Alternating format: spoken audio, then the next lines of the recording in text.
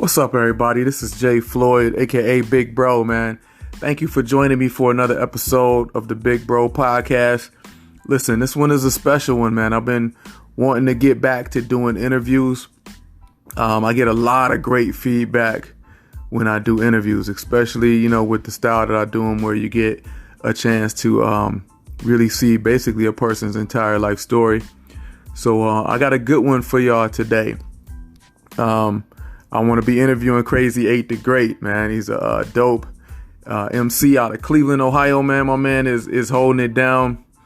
I got a chance to meet him a little while back. Well, we don't know each other too well. It was really dope. Really getting to know this dude, and that's what this show is all about. I really like this show. What does it look like for two people to really just get to know each other, for people to relate? And, let me talk to some artists, some people that got something going on, and see exactly what triggered them to have that going on, what got them started, what made them who they are, what makes them who they are. This one is especially interesting because, I really, his style has a lot of anime influence, and that's something it's always on my mind, man, like that connection between the black community and the Asian community through martial arts and Asian culture, like anime, the cartoons, the movies, just that entire thing, ever since I was a little kid, it just kind of intrigued me. I grew up, in the 80s, out here in Cleveland, man, there was a big influence of that. Everybody had like an uncle or a big brother or some cousins that was, had the weight benches set up in the basement with the nunchucks, and even if they were like homemade nunchucks, and the kung fu movies, it was big, and then as we started growing up into the 80s, a lot of the Voltron, Battle of the Planets, you know what I mean, all of that, that Asian culture influence directly into our culture. It was fused. So I really went back and started doing some research. And because it's something I've always wanted to really dig into and see that connection. And I had a feeling that it went back to the generation previous to me. You know what I mean? And it does. It goes back to the black GIs who served in Korea and Vietnam. And when they came home, they brought that affinity for that culture. You know what I mean? And that affinity for martial arts. And it kind of blended right into the hood because, just like we talked about on our last episode, in the hood, there's a real big priority on getting some currency, something you can have to fend off predators, to defend yourself, and to try to get a little cash/cachet going on in the hood. And, for a lot of little 7, 8, 9, 10-year-old black boys and girls, but specifically boys, and is really big and really prevalent.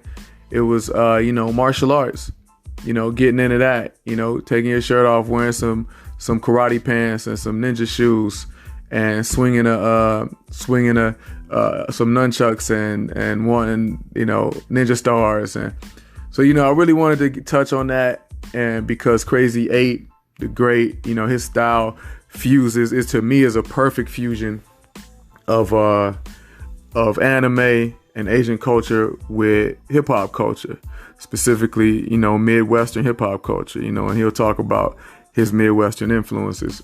I think y'all are really going to dig this one. So, sit back, relax, and enjoy this interview. Me interviewing my man, Crazy8 the Great. That's what's up.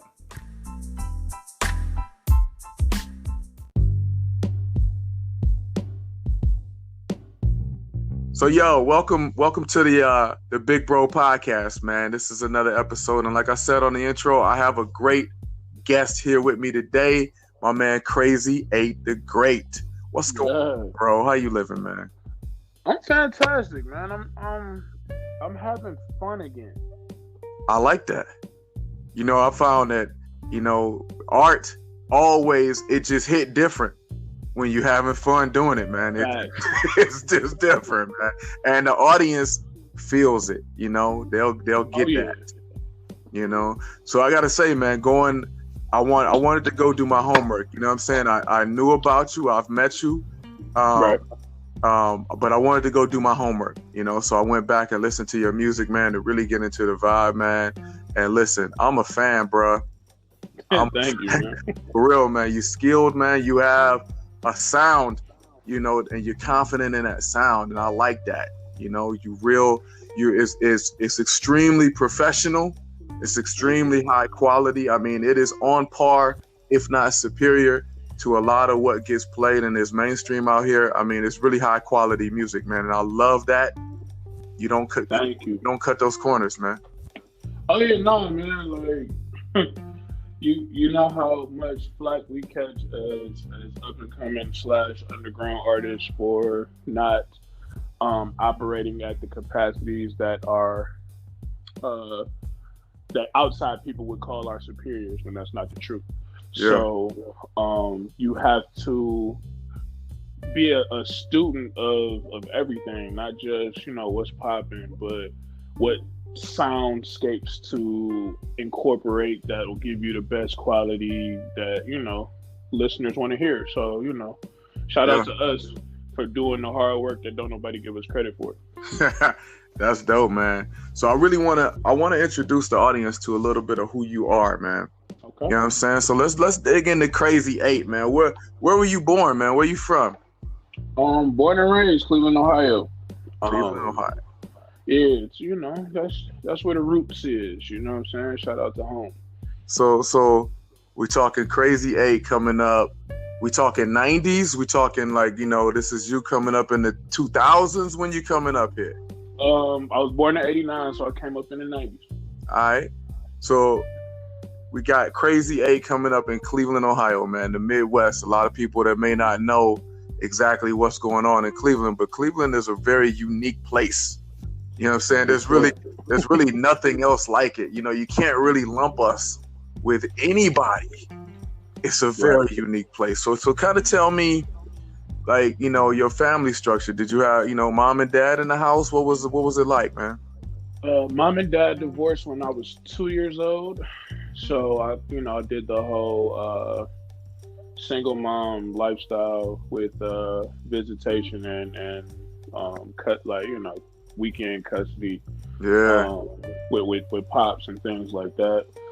Sometimes we'd go for whole summer vacations with pops and shit like that. Because Pop got remarried when I was 5, so that introduced me to a whole new aspect of family, which is blended families. Yeah. So I would always ask my mom, like, I wanted a brother or sister, and then Pop went to get married and gave me 3 brothers. So that was dope. It was challenging, but it was dope at the same time because I was no longer by myself. You had to grow into the dynamic and try to figure out where you fit amongst your siblings now. Mm-hmm. Because they grew up together. You're an addition to their life as they are to yours. So you gotta figure it out. So me and my little brother, we're the closest out of all my brothers, because he's 6 months younger than me. So we were mortal enemies at first, and then became the best of friends, and brothers to the death of me. You know what I'm saying? So it's like, even though their mom and my dad is now divorced, those will forever be my brothers. Man, that's something deep, man. Especially when you got that age that's that close. Right. So, but it ended up being a good thing. Y'all were able to work through that, Yeah, it was tough though, man. I'm talking about we talking about bloody fist fights in parking lots of Golden Corral. Like that's how. So we talking about all the way grimy. Yeah, like we had to work out some things because we were both trying to fight for. Y'all looking for that spot. Y'all want that. What my man Luda say? Coming for that number 1 spot, man. Right. You know what I'm saying? So it was like, and because we were a lot alike in certain aspects. And then it was like, as we was growing up, one thing though is like, my dad never made my brothers feel like they weren't his blood, right? Yeah. However, I was always more advanced and more well-mannered sometimes in school situations than my little brother was. And my father would reward me for the good that I've done, but like every time my brother would get like reprimanded, he feels some type of way, like, you always giving him the good shit. He was like, but he earned it. You know what I'm saying? So that always put us at a crazy place. But what my brother never realized a long time ago, like I was getting bullied and he wasn't. So I always loved how my little brother was like ready to fight at any given moment. Like, you know what I'm saying? Like, shit, fighting him made me tougher in certain regards. You know what I'm saying? Like, to this day, all my brothers were known as fighters, and I was the one that wasn't. Like, you know what I'm saying? So, looking up to all of them, even my little brother, for that type of strength or whatever, like, he would keep certain things in mind. Like, you get into a fight, my older brother would be like, if you lose, I'm whooping your ass. Like, so it's like, dang, man, I can't even lose this fight because I got to fight. You know what I'm saying? You know what I'm saying? So it's amazing, man, how that dynamic plays out with boys. It's so tough in boys, man. You know, I can remember growing when I was like that in that age, and my mom told me, "You gonna have to fight." And I remember I was not a fighter. My brother was. My big brother was. So I was like, "But why do I have to?" And she was like, "You just got to. It's just one of the parts of life. People gonna step to you, and you gonna have to fight." I wish I had that talk with my mom. My mom raised me the same way she was. Like, my mom was all mouth and no hands. Like, you know what I'm saying? Like, let my auntie tell it. You know what I'm saying? She would have to come to my mom's defense all the time because my mom had all the yap and none of the scrap, man. Like, so getting introduced to my brothers at 5, I had all the yap and no scrap, and they had all the scrap, and they didn't really talk at all. It was the complete opposite. So it was like super culture shock real quick. You know what I'm saying? So it was like a lot of the bully situations I went in at first, opening up, like, you know, in the beginning of my bullying phase, which really spanned from 2nd grade to damn near senior year of high school. Wow. I had fight in me because I came up with my brothers. However, the bullying aspect took away my power. Slowly but surely, they whittled away at my self-confidence. You know what I'm saying? To the point where I felt I had none, and I was always at the mercy of somebody else. Yeah. So, you know what I'm saying? So I wish, like, the fight was instilled in me, like, through parentage, you know what I'm saying? And not having to figure it out through siblings and friends and situations. Because it took way too long for me to get my confidence back. That is a long time, man. I want to ask you, man, you know, during that phase, because you said it started like 2nd grade and it continued all the way up until, you know, the end of high school. You know, at what point, and, you know, one of my last episodes, I talked about what I call social currency, you know, where we all look for some dollars to spend, right? You know, when everybody getting in school, especially middle school, when everybody jockeying for position, you either gonna have your good looks or your personality or your physical dominance. Maybe you can fight, or maybe you can play sports, or, you know, girls, you know, maybe your body develops early. You start to get them things that give you some currency so you can, you know, buy your way out of the bullying situation, out of being outcast. What did you initially start to see or try as your currency? Like, what was you looking for? All right, so I gotta bring you back to 2nd grade. So I was really popular amongst everyone at that time. Of course, you know, at this time, you know, you go to school with people that you grew up with in the neighborhood. So being at school was like being back at home. We just had to be in class, you know what I'm saying? So I was fine. Everything was, you know what I'm saying? I pretty much had a lot going for me. It was promising. Then we got 2 new students. We got 2 new students, and these guys turned out to be the little terrorists.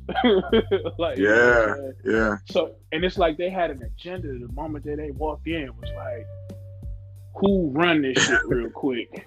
Let's take them out. It's almost always 2 dudes, right? Yeah, it's always 2. It was instant, and it's like, oh, everybody likes him. Let's make his life a living hell. Everybody loves him. And so it was like they took your currency from you. Yeah, because I had it already. You know what I'm saying? So I was already good. I was good in my neighborhood. I was good at school. I was good everywhere. Like I said, I was a confident, defiant, really high spirited child.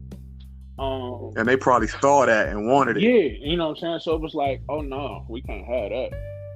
Yeah. You know what I'm saying? So over the course of time, and this seems so systematic, and maybe I'm over processing and maybe overthinking it a bit, but this is how it played out from my perspective.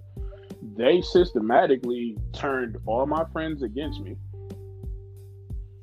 Slowly but surely, even my best friends. And I'll get to the climax of that betrayal soon. But that my friends gone, then the physical shit started happening.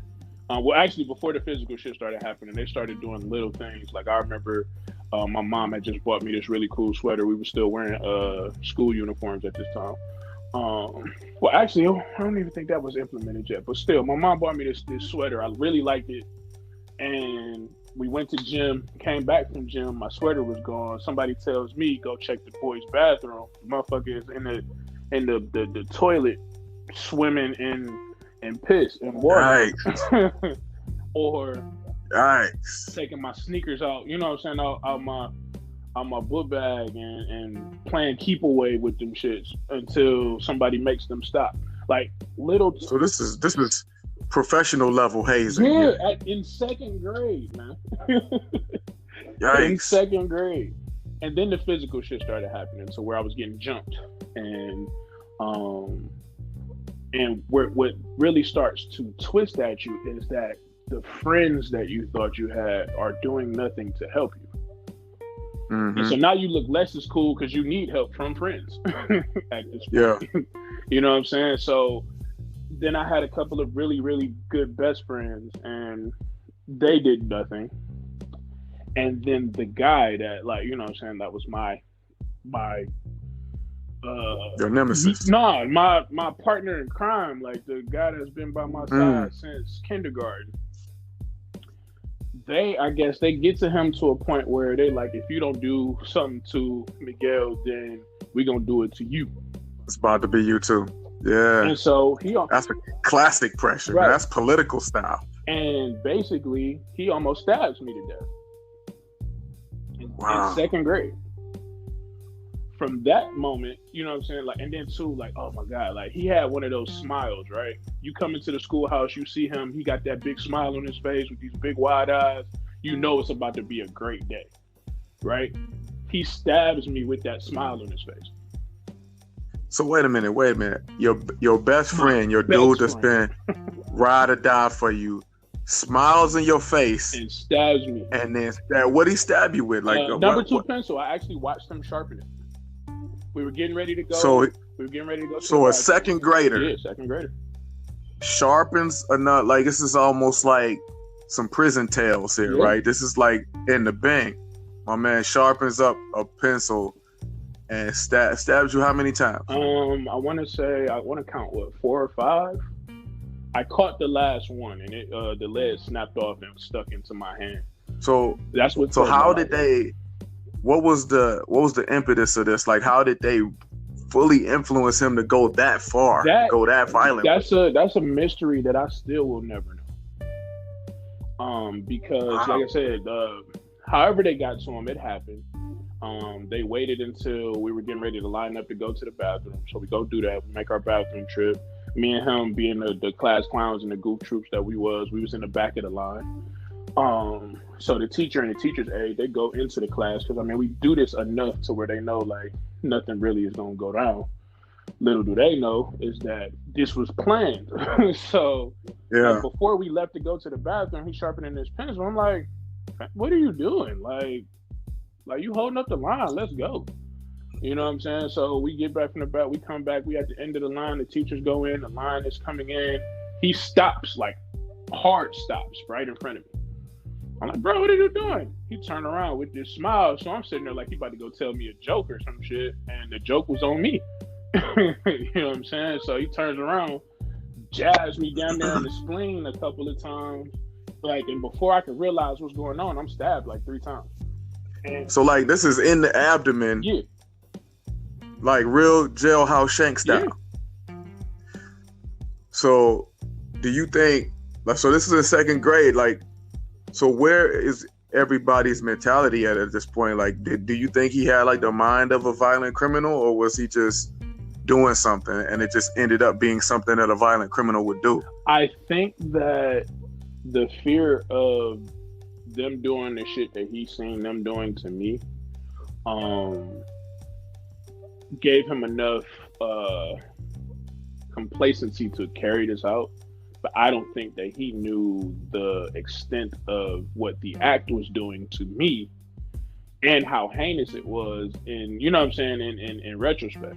So it's so I'm assuming the injury was probably somewhat severe, right? somewhat, yeah. I bled a lot for sure. And I didn't even the crazier part about it is I didn't even tell him. I said I fell on my pencil. So this is what I'm wondering. So you heal up, you keep going, right. You proceed through school. Where is your mind frame at after that point? It's like, really shaky. I know you said there's still more years of the bullying going more after that. So I did, like, you know, I had this hit list in my mind of people on my list. Yeah. I was a real vengeful kid, I'll put it that way.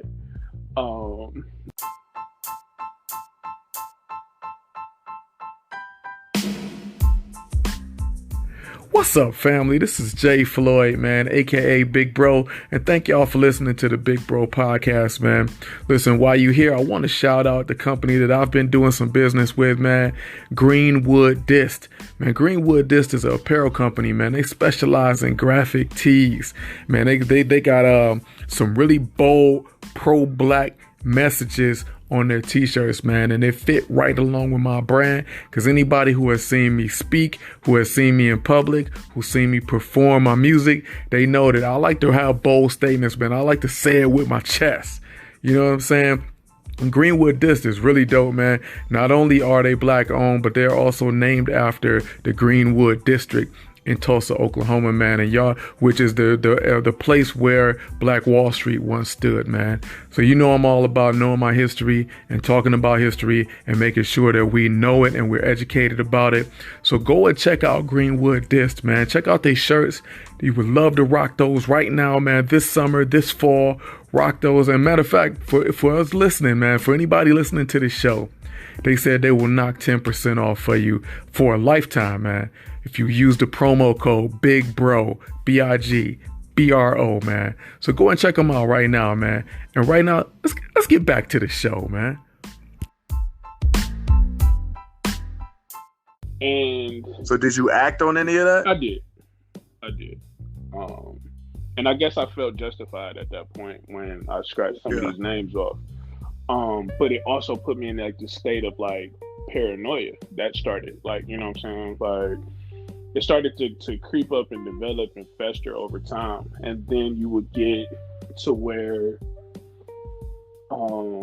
people made me anxious. Like, I had anxiety start to develop to a certain degree. So if it's a group of people that seem, I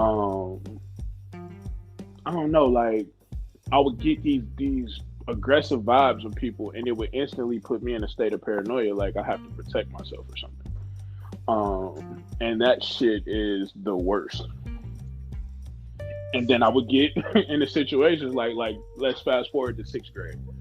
6th grade, I get jumped the first day of 6th grade by people I have no idea, because I was a 6th grader and the 7th graders felt like they was going to beat up whoever was in the hallway. Wow. I just happened to be at the wrong place at the wrong time. So you go from 2nd to 6th grade. This is still going on. Are you in like are the schools you in violent? Yeah. Well, when I got to Elliott around that time, so this was kind of normalized around you. Yeah, like you heard stories about Elliott before you went to it. Like before you go to Charles Elliott, you would hear about it. to the point where, like, when I found out I was going there, I told my mom, Mom, I don't want to go to Elliott. Like, what do you mean? Yeah. Like, the school is horrible, right? And she trying to figure out, like, why I'm so, like, terrified of going to this school that I've never gone to before. And she like, you better suck it up. Like, there's no other school options for you. Like, go ahead. So, walk. All right, so you walk in, right? Yeah. All right, paint me a picture of what this looks like for you as a sixth grade. How old are you? 12? Yeah, 11? About 12. Like at that time for you. Well, one, we no longer lived in Warrensville because we were in Warrensville first, and we moved to Cleveland off 131st and Miles. So going to Charles Elliott, I was now not taking a bus anymore, but I was walking to school. So that was a big, it was something I've gotten used to because we moved when I was in when I was going to the 5th grade. Is when we moved with my grandma. So walking to school is something I'm accustomed to, but now I'm walking to an entirely new school from the elementary school. So the walk is longer. You get there, like I said, I'm already dreading going because of the stories I hear about it from like my older friends and things like that from the neighborhood. So walk in, bigger hallways, bigger kids. Like, it seemed like my generation and the generation like before me was like grown folks already. Like, you see people, little mustaches developing and shit. You're like, what the fuck? I remember that. You got cast with the chest hairs growing out, little taco meat coming out. The upperclassmen look like giants. Like, what's going on here, right? Yeah. So I'm already intimidated by that fact. It's like, there's grown men going to school here. Like, what's happening? So, I get into, I guess, where they sort us out and send us to our homerooms and things like that or whatever. So we do all that. And I want to say this has to be either before or after lunch, where everybody that's in my grade is aware of this rumor that the 7th graders are trying to come like wreck shop for no reason, and nobody told me about the shit.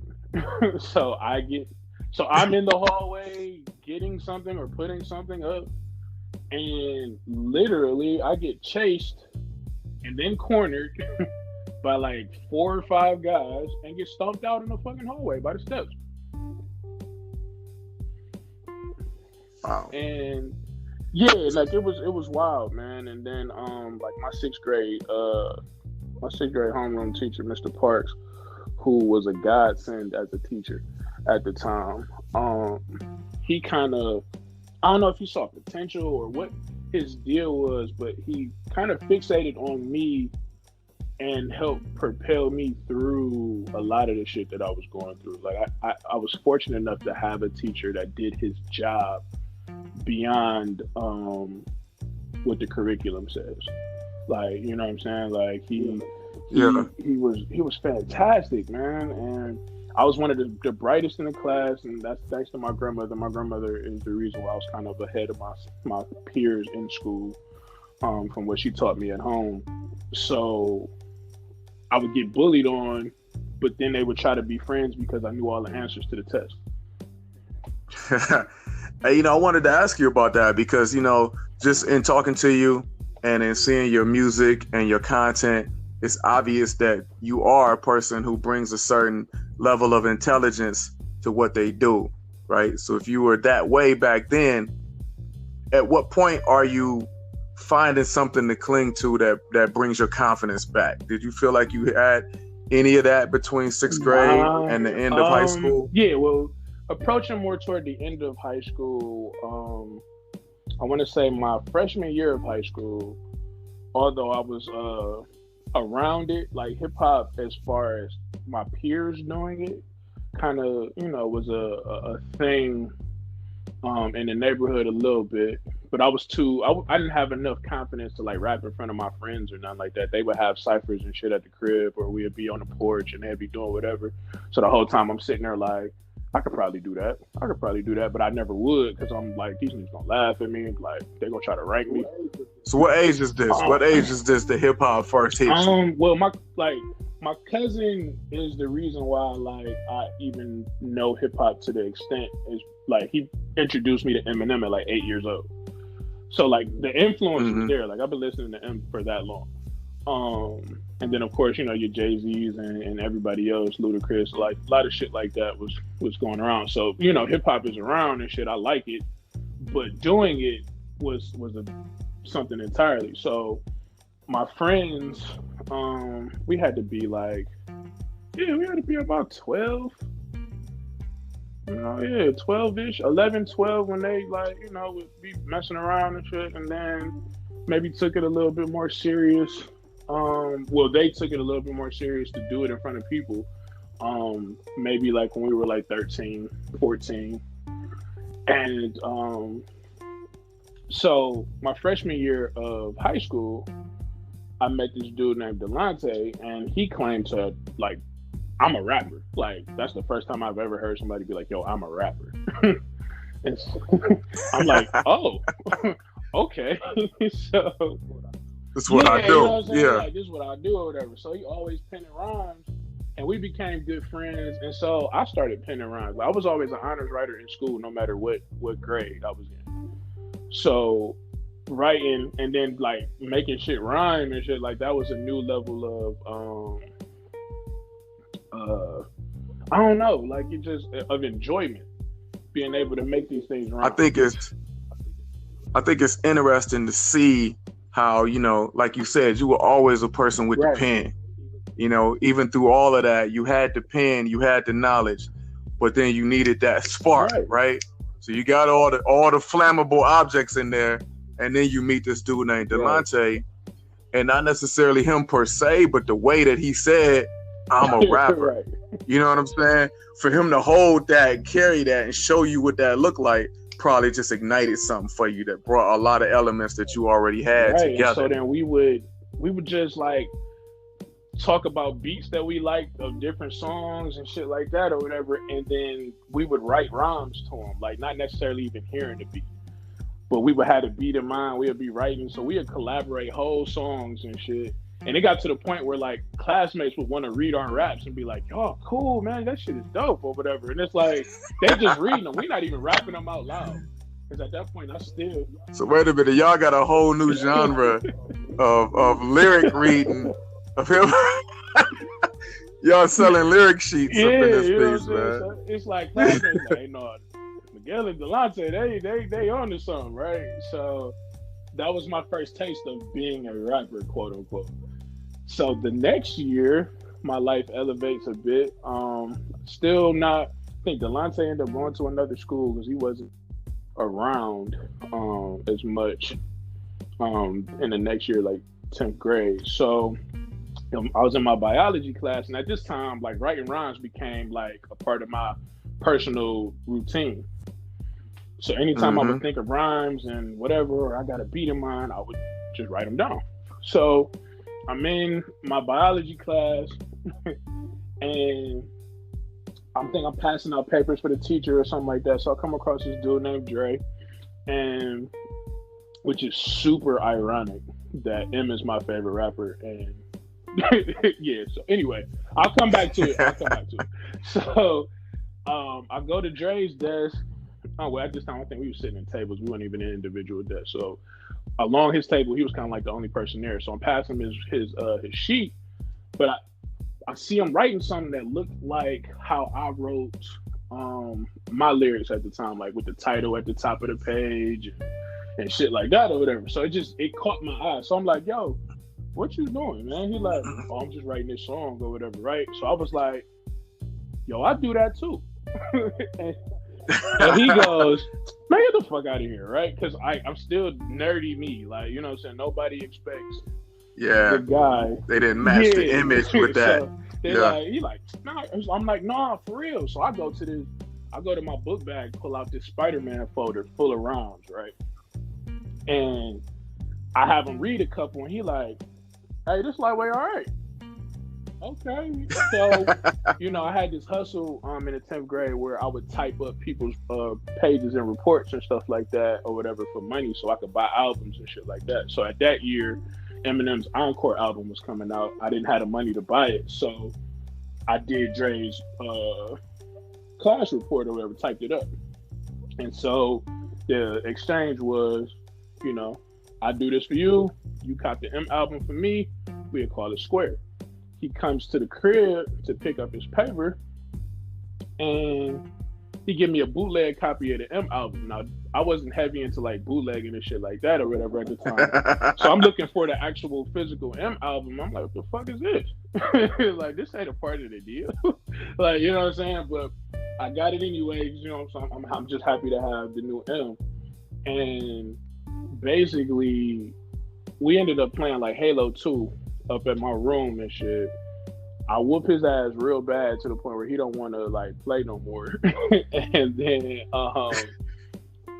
somehow he knew it. Like we got to the point where like I had these instrumentals on my Xbox. Xbox had that capability, like the first system to do so at that time. And my little brother's father stayed up the street from the house we moved to. So and my little brother's father was a DJ. So he would have all these CDs that had instrumental versions, and I would just save them to my Xbox. So I had this collection of just crazy ass instrumentals and shit that people just didn't have instrumentals. So Dre see him and be like, "Hey man, let's freestyle real quick," because you know I guess he wanted to see like am I for real about rap or whatever. Want to see if you really got it? Yeah, that's that test, man. Now, mind you, my friends back home had been doing this freestyle shit, and I had been terrified of doing it because I feel like they're gonna clown me. So I don't know why I agreed to it, but so I'm like, yeah.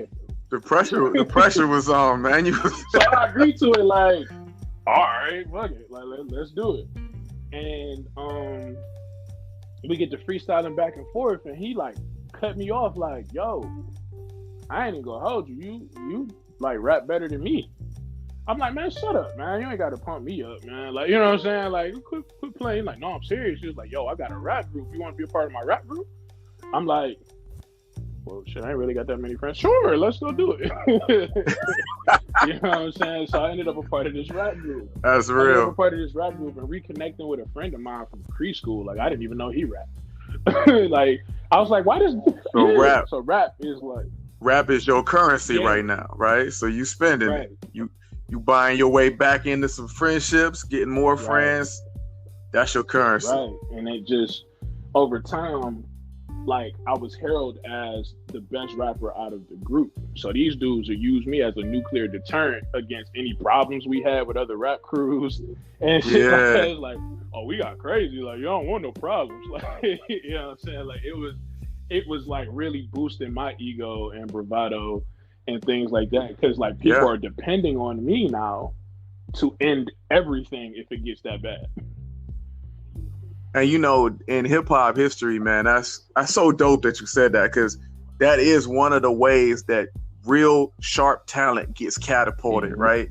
Like you find your way into a group just to try to be one of the members, but once you get in there, you become the best one. That being the best one of a group, that catapults you way ahead of just being a dope solo dude.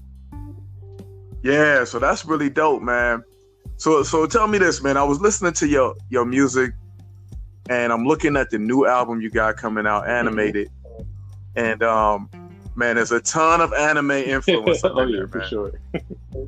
It's all over the place, man. And you know what? I was like, this can't be new, because everything I've ever heard about Crazy8 had anime surrounding it, right? There was like, I could even envision anime colors and graphics in my head when I would hear your name, right? So tell me this, when did the anime influence come in? Because, you know, I do a whole lot of backstory of about, you know, the history of Asian martial arts and graphics in American culture, and how black people especially were the first ones to embrace that Asian culture. You know what I'm saying? When them soldiers came home from Korea and Nam, they had an attraction to the culture, you know? And even going deep as knowing, you know, when White Flight left a lot of them old movie theaters in the cities in the hood empty. You know, those, in order to stay open, those theaters would play the cheapest flicks they could get, and those were usually kung fu flicks, straight from, overdubbed as cheaply as possible, and that became an integral part of our culture, man. From Bruce Lee to Bruce Leroy, all the way up to Voltron to to all of that became serious, And I think even to tie it even further into your story, another piece, which I saw a lot growing up in the 80s, a lot of them GIs that came home, they didn't just sit around, they would open martial arts schools. But martial arts was seen as barbaric in most of America, so they had to go teach in the hood to black and brown kids. So you saw a whole bunch of former Marines and whatnot teaching kids martial arts in the hood, and it became like a rite of passage. It was just one of them things that's so ingrained in black DNA, man. I mean, so to me, it's a marriage that makes perfect sense of hip hop and anime, but you don't see it a lot. So it kind of surprises me that you don't, but you do it so well, right? It's like seamless integration. So tell me, how did that start getting introduced to your style and your lifestyle? Well, a lot of my hip hop and just, I guess, influence in general is gonna always come back to my grandmother. So my grandmother had me watching the terrible dub kung fu flicks, like, you know what I'm saying? So so we I've been, into karate and shit like that or whatever. And of course, The Last Dragon was a little bit before my time, but I was old enough to have it on VHS dubbed, right? My mom dubbed it. She dubbed the tape. People don't even, you can, where era I'm from when I say dub the tape. Absolutely. So mom dubbed the tape for The Last Dragon, and that became like my most coveted VHS of all time. Like, I wanted to be Bruce Leroy. He looked like me, and I wanted to kick ass just like him. I wanted to glow and shit. Like, you know what I'm saying? Like, gotta get the glow, man. So when I was like 8, now mind you, 8 years old is a pivotal year in my life, because not only did I find Eminem, which would become my greatest hip hop influence as far as wordsmith is concerned, but I would also discover Dragon Ball Z. And that's also your second grade year, right? 8. Is that between second and third grade? 8 years old? Yeah. So I'm like, yo, what is this and why is it dope? And I've never seen a cartoon do this before. What's happening? Like, you know what I'm saying? So I only seen like half of an episode too at that time. They was airing it on the WB, which people don't even know that it had that syndication for a slight bit of time. Because people get familiarized through Dragon Ball Z through Toonami from Cartoon Network. So yeah, absolutely. So of course I was a Toonami kid, but like being a little younger, I seen it on the WB as like a Fox Kids Club thing that would happen some random Saturday morning. I never saw it again after that. So going to like the 5th grade, when I was like 10 in the 5th grade. So it got to the point where it was so popular in school that like you would rush home to go watch Toonami. Like, it's like, Ma, I do my homework after this episode. Like, it's crucial. Like, you know what I'm saying? So Toonami started introducing me to a lot of anime and things like that or whatever. So to fast forward to that, like, anime had always been around even before I knew it was called anime. Like, like Thundercats and shit like that. Like stuff people don't tell you are anime. Like you said, Voltron. A lot of people, like a lot of stuff. So, as I started getting into my career here as an MC, I tried my hand at trying to be from the streets, quote unquote, because that's what was around me and my influence. Nobody was doing anything different. So I knew I had to be as authentic as possible, because I couldn't say I was on the corner slanging no packs. I couldn't say I was out shooting people. I couldn't say a lot of things like that, but I could tell the stories from the shit that I've been around in our neighborhood. So I tried to do it Nas style. And it still didn't feel authentic enough.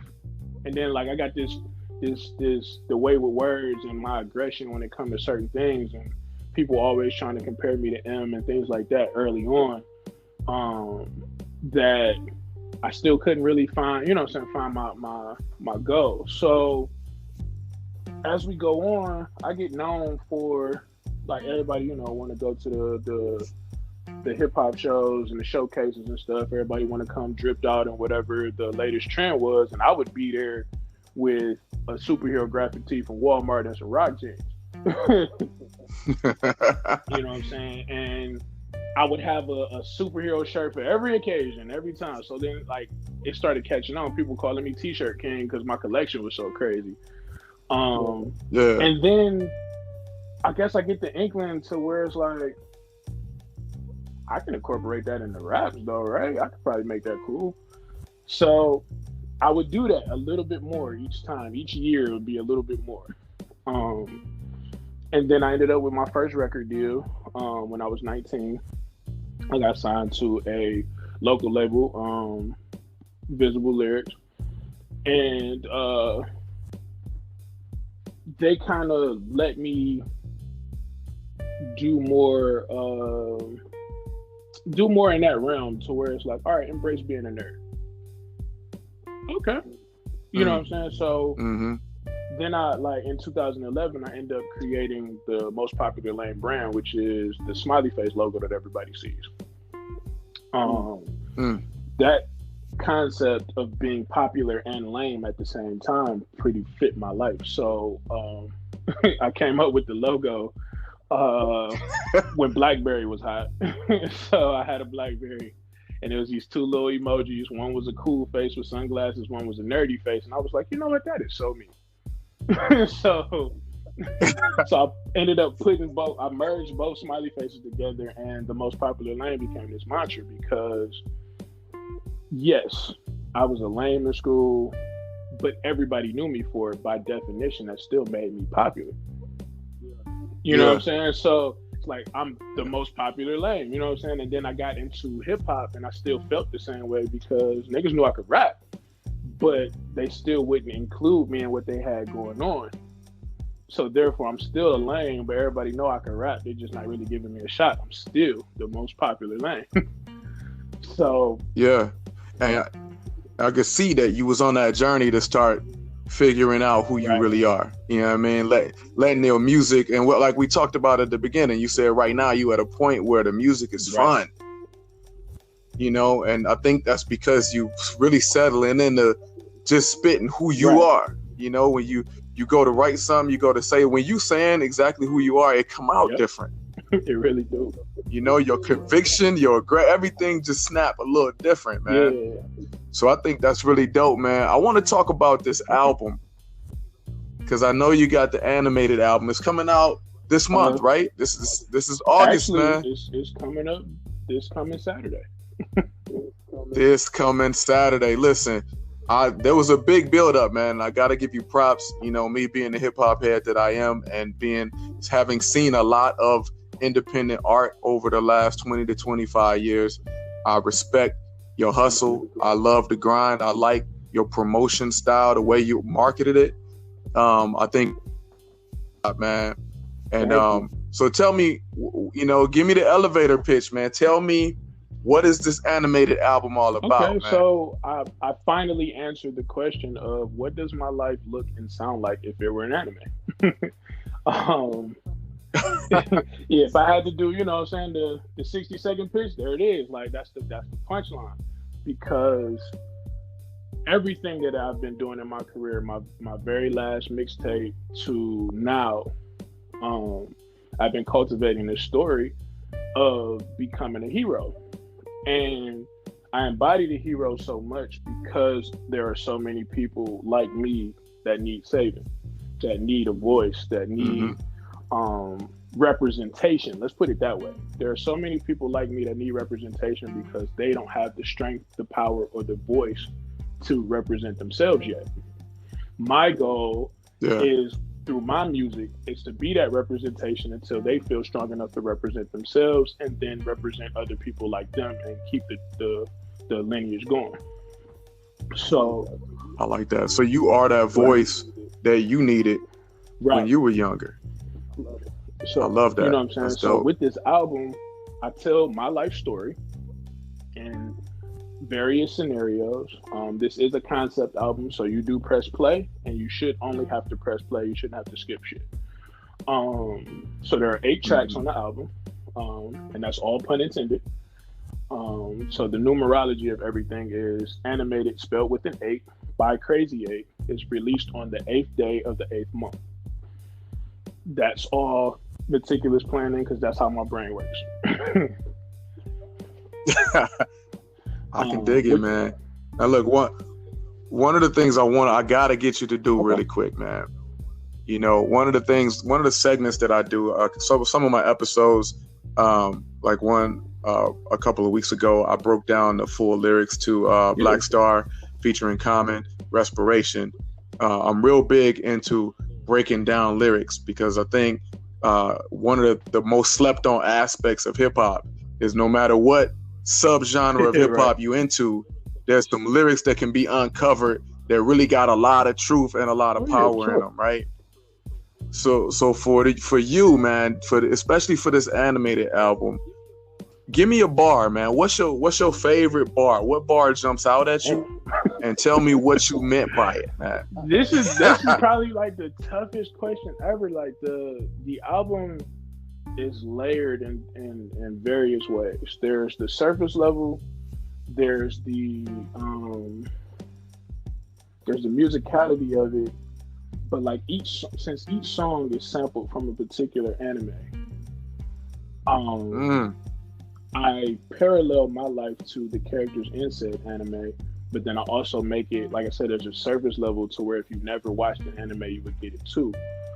Mm-hmm. Which I don't even know how I'm doing these like entendre level like song building, but yeah, like my brain is weird that way. So like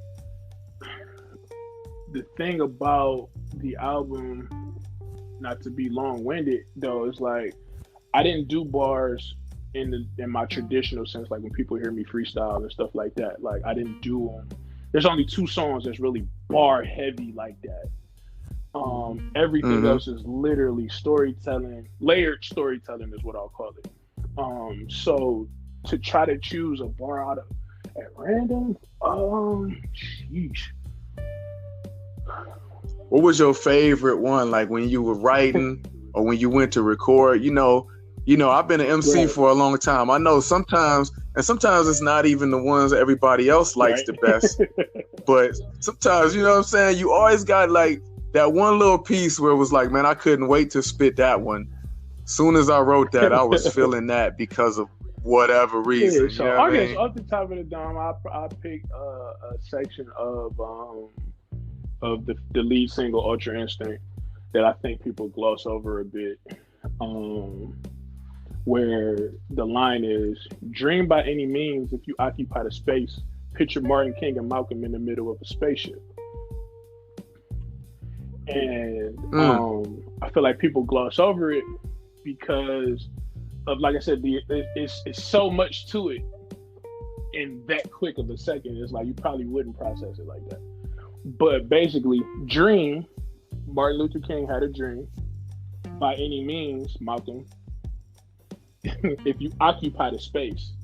So picture Martin King and Malcolm in the middle of a spaceship. Spaceships occupy space. You know what I'm saying? Spaceships That's occupy dope. space, but that's also a hidden bar in there from Malcolm in the Middle, the TV show. So Wow. it's an That's what I'm yeah, talking so it's about. See, now that's exactly why I asked that question. Because for one, I want people to see what it looks like, what high level MC swordsmanship looks like, right? And like you said, so many times, man, especially in today's current, they miss the second, third, fourth, fifth right. entendre in there. You know what I'm saying? So I love that, man. That line is dope. And it got even doper as you explained it, as it should. And I love that, Thank man. you, man. Yeah, I feel like people listen to the song and be like, oh, okay, yeah, yeah, and it's like, damn, I wish you would have got that.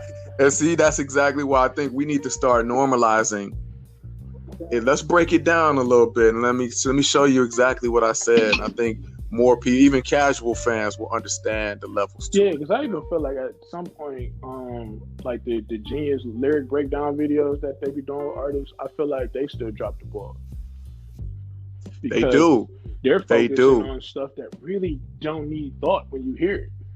It's like, it's so much shit out here. Exactly. Yeah, like I've seen so many trap rappers on Genius more than actual geniuses of lyricism. Like, I was like, yo, yeah, is that just because of the climate, or like y'all trying to get y'all stuff popping? But it's like, yo, Black Thought still got a whole album out that y'all could be breaking down, or you know what I'm saying? Like, it's so much stuff that actually, like Royce's Allegory album probably has so many layered joints to it that it's like, yo, like, you know what I'm saying? Like, why is he like not having a full album breakdown for his joints? It's like, Genius been letting me down with what they decide needs a breakdown. And it's like I got a Genius account. You can literally look up the lyrics to Ultra Instinct right now on my Genius account. Or if you just go to genius.com and look up Ultra Instinct Goku's Anthem, it's there. And I put the annotations there. I even had some fans chime in and add annotations to it, and it was pretty dope. That is fresh, man, because I've always loved Genius. I was actually mad at Genius when they first started doing that, because it was an idea that I wish I had thought of. And, I was always like, man, I could have did that. Why didn't I start that.com? But yeah, I love what they're doing, man. And like you said, they do drop the ball sometimes, but you know, they're an entertainment site at this point and not really a lyric hip hop site anymore. So, you know, it is what it is, man. And that's where we are, man. You know, as a matter of fact, we could probably end on this question, man. What do you think about hip hop overall right now, man? What's your feeling on it? What kind of vibe do you get? I know you're feeling good about where Crazy8 is at, as you should, but what about hip hop overall? Like, I'm happy. Like, it's a double-edged sword. Like, I'm happy that hip hop is now the leading popular genre, like it should have been, in its own right. However, I feel like we sacrificed so many values to get here. You know what I'm saying? Like, respect for the craft, respect for your elders. Just, you know what I'm saying? Like, it became a cash grab than a craft. Like, you know what I'm saying? It's like, and I see so many of these like hip hop aficionados, quote unquote,